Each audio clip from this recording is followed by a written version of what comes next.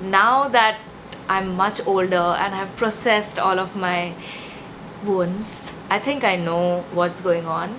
You've put in all of your love and everything into your friendships and it's still not working. Let's unpack all of that together. Now, we all know that all of our wounds, all of our traumas come from childhood, but what do we actually do with that? Especially for me, when I was growing up, I used a lot of my energy in trying to preserve people, and that brings me to my first point, which is trying to keep people around. Whenever you're trying so hard, the person in front of you always perceives you as somebody who needs this amount of attention and love and care and support. If somebody says that I don't have time today to hang out with you, it's not about you. It could be about you, but it's not necessary that it is. As you become an adult, priorities change. Maybe for people like us, we still have that space, we still have a provision for friendships, but for some it's not there. And I no more think that it's their mistake, because then we are just looking for the wrong thing in the wrong place. Now they might remind you of somebody from your childhood, because familiarity brings us close to people. See, if you sit and think about these things, you'll see a lot of them dating back to your school stories and some of those core memories that have stayed back with you. So I remember there was this one teacher in class who gave us an exercise, and this was probably when I was in the 8th standard. He told us to write who do you like the most in the class and who do you dislike the most in the class. And now that I think about it, it was quite vicious of an exercise to give to young children, but he did it anyway. My teacher told me, he called me to the staff room and said that, you know what, Rusha, I found something super surprising. There's a handful of people who've said that Rusha is one of the reasons that I come to school and she's like a hero for us. There's a very important thing in here. They said that Rusha is like a hero for us. Rusha is somebody who always watches out. Come to school and somebody picks on us, she's always there for us. So that's why they loved me. Probably they didn't love me as a friend. This came as a big realization to me much later, that I was always trying to play the hero character in somebody's life. The moment I would see that somebody is going through some trauma or something sad or something bad's happening in their life, I would swoop in and I would try to be the hero. And you know what? I would expect that they would return that gesture via friendship. And it's so sad for me today to, in a sense, acknowledge this, because I know how sad it sounds, but it's true. And my goal is to bring the truth to you so that you can measure yourself, and in retrospect you can sit and think about what kind of signals or what kind of familiarity pulls you towards them. I understood that the role I was playing in their lives was not as a friend, was not as an equal, which brings me to the next point, which is you need to be equal in a relationship, any relationship. As a kid, I was not brought up in the most ideal circumstances. I also, on top of that, did not have siblings. I didn't have too many friends. My parents would lock me in a room, and if my friends came to call me to play, they would simply say that Rusha is not at home. This for them came purely from an academic standpoint, where they wanted me to stay back at home and study. But now that I think about it, it's quite vicious. The point is, some of these issues for me started way back then. I was always seeing myself as that victim, and when I grew up, I realized that if there was a victim, I was going to save them, because nobody came to save me. Being valuable to somebody doesn't guarantee friendship. Friendship should be easy.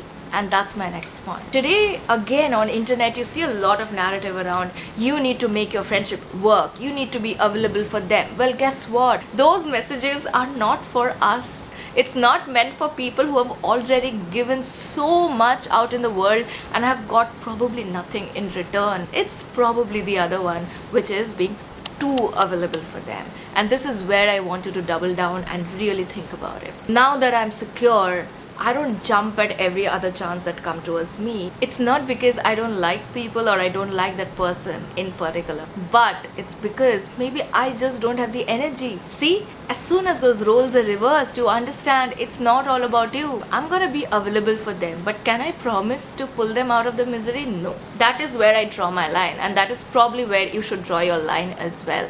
Now the question is, what do we do about it? The very first step is to know that you are owed happiness. I'm absolutely against the narrative that says the world doesn't owe you anything. The world owes you love. The world owes you happiness. The world owes you good health. The world owes you because somebody took the decision of bringing you on this planet. Now, for whatever reasons, maybe you were not given all of those things in the perfect amount that was suitable for you to be a human being who was secure in their thoughts and felt loved every single second of their life. But does that mean you don't deserve it? I would say that you deserve it. And what is the best way to make that happen?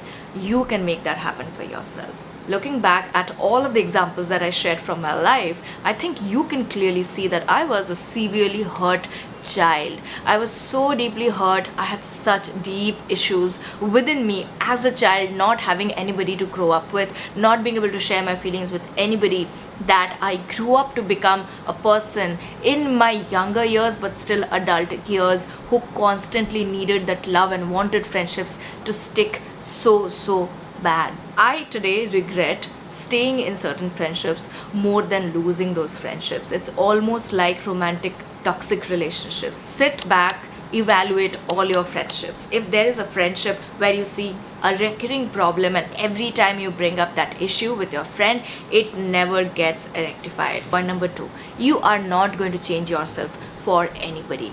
Think about it.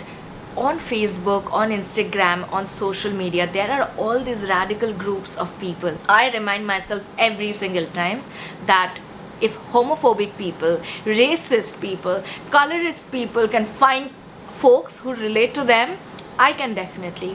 You can definitely. So why are you doubting yourself? Third, very important, stop doubting yourself. Your needs are important. I'll tell you something. Today, I am very particular about not being friends with a homophobic person.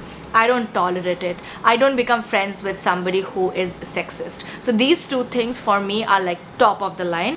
So I'm not gonna bend. I'm not gonna change myself. Being myself, I have a higher chance of getting a friend than trying to change myself for somebody who I didn't even like in the first place. It's not worth it. Sooner or later, they are gonna walk away. You know why? Because they are gonna find somebody radically relating to what their ideals are. And if you've changed yourself to fit into that mold, all you did was you kind of mutated your way into their lives, but you were never true. The good news is, the more you can be yourself, there's a higher chance of people coming towards you for 2 reasons. Number 1, people who relate to you. Number 2, you become more secure in your attachment. What does that mean? It means that you don't have this needy energy anymore. The more you say no to plans, especially for a person like you, like me, the more you say no to plans is good for you. That's the starting point. Point number 4, do not manipulate people. I know it's very easy to think that, okay, I'm gonna play hot and cold now. No, absolute no. That is not what I'm saying. Just be honest and be true. A few years back, I met this friend of mine. She just needs somebody to go with her because traveling as a solo female is scary to her. In my head, I'm like, oh, I want to go on a girls' trip. It will be so much fun. We'll build long-lasting friendships because I always exist in this whole utopia of friendships. I realized that I couldn't see myself going through that whole trip. I needed to go on a trip with somebody who understood me, who understood my needs, who understood and appreciated and loved me as a human being, and that's why they were going. I don't want to be anybody's just a plus one. Sat her down and I said that, listen, it's taking me a lot of strength to tell you this, but if I don't, I'll be doing a huge disservice to myself. And I actually told her like this because I felt that way. It was taking enormous amounts of mental energy for me to sit her down and tell her that you plan to probably leave early in the morning, come back later, not hang out with me, not make any plans with me. That just doesn't work for me. Back then I had not even done a solo trip, so I had no experience. But I had experience enough to know that that plan was not my plan. That plan was her plan. I know for a fact that if somebody is my friend, first of all, they're going to know this about me. Secondly, they're not going to judge me for that.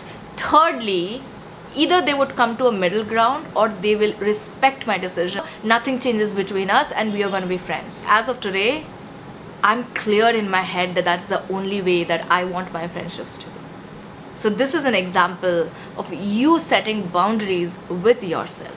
Before setting boundaries with other people, set boundaries with your own need. And that brings me to the next point. You are a person who has always grown up with the idea that because my friendships don't work, I need to put in more effort. Chalta hai na, like that's what we say in Hindi. It works, it's okay, let's do it, chalta hai.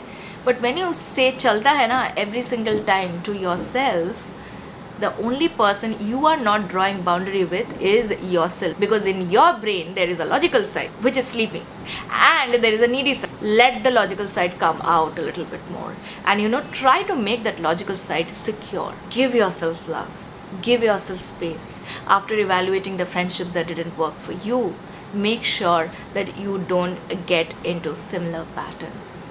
Growing up, I was very clear. Dad was a person who was not a good guy, and my mom was the person who was a victim. I knew that my mom had been wronged, so now that I have grown up, I need to take care of her. Many years later, when I started working on my abandonment and attachment issues, I realized that it wasn't just my dad who was wrong. It was even wrong of my mom to constantly expect a child, like when I was probably 6 years of age, like 10 years of age, to expect that child to take care of her when she grows older. I always wanted to save her, and I grew up thinking that only if I had done better to save her. You see how that pattern went on to my friendships. But the kind of people who are always miserable and they tell you about the misery and something always seems to go wrong in their life. I had such a friendship for the longest time where every other time she would talk to me, something or the other is always going wrong. It's much later I realized I was trying to play the same relationship which I had with my mom, this time expecting different results. This is your cue. Don't go to people thinking that you need to be available for them, you need to be valuable for them, which brings me to another type, the value type. Story time. So when I was in my engineering days, the first roommate that I met, I started with this sales pitch. This is my elevator pitch where I try to make myself valuable. So I was like, listen, I know how to do my own waxing, I know how to do my threading, I can really take care of curly hair, I can do it for you as well, and if you need any outfit ideas, I can help you. So what do you think about that? Somehow became best friends, and it's been almost 10 years, more than 10 years now. Even now she jokes about it, and the only thing that I realized from this is how much I have tried to be valuable to people. Today you have to take away one more thing, is stop valuing people and putting them on a pedestal. Now is the right time for you to value yourself. I feel sad that growing up, we didn't have the right heroes in our life. We didn't have the right examples probably in our life who made us, or who had the capacity to make us feel loved and supported. Instead, we were abandoned, whether it is physically, mentally, and that created so much of psychological pressure for us as a kid that we didn't know how to handle it. We grew up to become people who have now abandonment issues, but I'm somebody who's completely come out of it. I don't care anymore, and I don't care anymore in the sense that I'm not gonna have any friends. No, I have a great network of people around me who matter. This is my own circle, small circle of friends who I love, who I can be for. The best part of it these days, I have seen people coming to me with the same asks that I had before. Should we hang out? Do you want to be friends? Rusha, I want to be friends beyond this. I feel so grateful that I have been able to reach a situation of being so secure that I have become inviting. My energy has become inviting to all of these people. It's all about your demeanor. People want to be close to you. Some of them are toxic as well. More than toxic, they just want to be loved. They are the same as you. They are getting attracted to you now because now you are secure. Now I'm secure, and now when I see that needy energy, I'm like, give me a break. Just in a similar way, maybe some other folks, when you went to them with that needy energy, they would have been like, give me some space. Because you need to love yourself first. You need to give yourself time to heal, time to stay away from people who don't serve you, and that does not make you alone. I want to go probably to like a top of the mountain and scream from there. That doesn't make you alone. There is nothing wrong with being alone. You can feel lonely, but that's okay. We all feel lonely from time to time, but the best relationship that you can have with somebody is yourself. Every single time you look at your old pictures, don't have shame. Bear no guilt. You did the best with whatever resources you had. You can heal yourself to get to a secure stage which is going to invite people in. You are not just a person to serve other people's needs. You need to coexist with people. Your friends need to be your equals. Your relationship partners need to be your equals, and only then your friendship is gonna last. It will be easy and it will be cherishable. Thanks for watching. Bye bye.